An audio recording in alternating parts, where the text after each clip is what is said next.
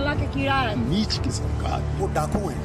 मोदी को गालियां देने वाले, अरे मोदी मर जा तू, अरे मोदी मर जा तू, मोदी मर जा तू, ये नारा लगाने वाले अरे मोदी मर जा तू, अब अफगानिस्तान में सिखों और हिंदुओं के दर्द को देख नहीं पा रहे हैं।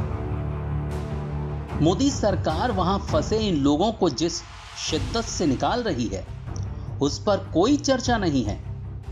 आपको भी शायद लग रहा होगा कि जो ऑपरेशन देवी शक्ति चलाया जा रहा है अपनों को तालिबानियों के बीच से निकालने का, वो चुटकी बजाने जैसा खेल है, मगर ऐसा है नहीं। तालिबान की गोलियों, बम धमाकों और बर्बरता के बीच पहली चुनौती अपने देश की धरती से ही शुरू हो जाती है, क्योंकि भारत से अफगानिस्तान जाने का सबसे छोटा रास्ता पाकिस्तान होकर है, जहां से जाना भारतीय सेना के विमानों के लिए आसान नहीं है। ऐसे में रास्ता चुना जा रहा है ईरान होकर, मगर ईरान से भी अपनी सेना के लिए उसका एयर स्पेस इस्तेमाल करने की इजाजत लेना आसान नहीं था, लेकिन मोदी हैं तो सब मुमकिन है।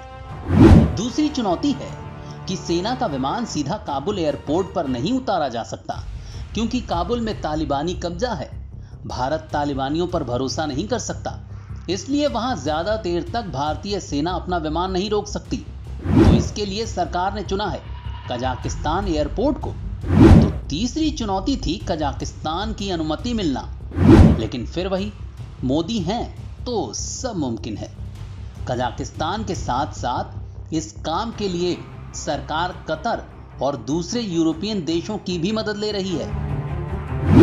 चौथी चुनौती ये थी कि हमारे लोगों को काबुल एयरपोर्ट तक कैसे पहुंचाया जाए, क्योंकि रास्ते भर तालिबान लड़ाका चेक पोस्ट पर तैनात हैं। वो सबकी तलाशी ले रहे हैं, हर तरह की मुश्किलें खड़ी कर रहे हैं, उनके पास खतरनाक हथियार हैं। तो भारतीय अफसर इन चेक पोस्ट पर माथापच्ची करके लोगों को एयरपोर्ट तक पहुंचा रहे हैं।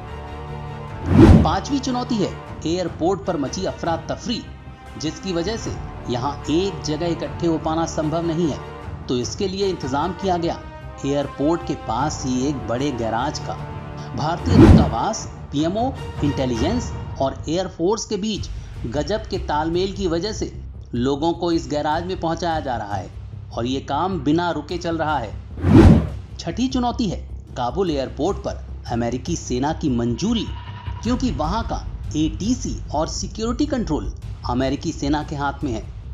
जैसे ही अमेरिकी सेना क्लियरेंस देती है, तुरंत कजाकिस्तान एयरपोर्ट पर खड़ा भारतीय विमान हरकत में आ जाता है। सातवीं चुनौती है भारतीयों को गैराज से एयरपोर्ट तक पहुंचाने की। तो जैसे ही एयरफोर्स का विमान काबुल एयरपोर्ट पर लैंडिंग करने वाला होता है, वैसे ही सभी भारतीयों को बुलेट प्रूफ गाड़ी से एयरपोर्ट के भीतर पहुंचाया जाता है। अब आठवीं चुनौती होती है ये प्रक्रिया बेहद सुरक्षित तरीके से चुटकियों में की जाए। तो इसके लिए हमारी स्पेशल फोर्सेस पोजीशन लेती हैं और अधिकारी लोगों को तुरंत प्लेन में चढ़ाते हैं। काम पूरा होते ही अधिकारी दूसरे राउंड के लिए रवाना हो जाते हैं और प्लेन एटीसी की परमिशन मिलते ही टेक ऑफ कर जाता है।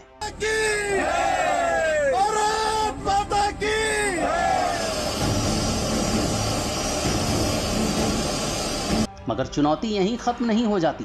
हिंडन एयरबेस पर इन्हें उतारने के बाद कोविड प्रोटोकॉल का पालन, जरूरी क्वारंटाइन पीरियड, इनका खान पान, मेडिकल सुविधाएं और इन्हें घर तक पहुंचाना। यात्री मेंटल शॉक में होते हैं तो उन्हें काउंसलिंग भी दी जाती है।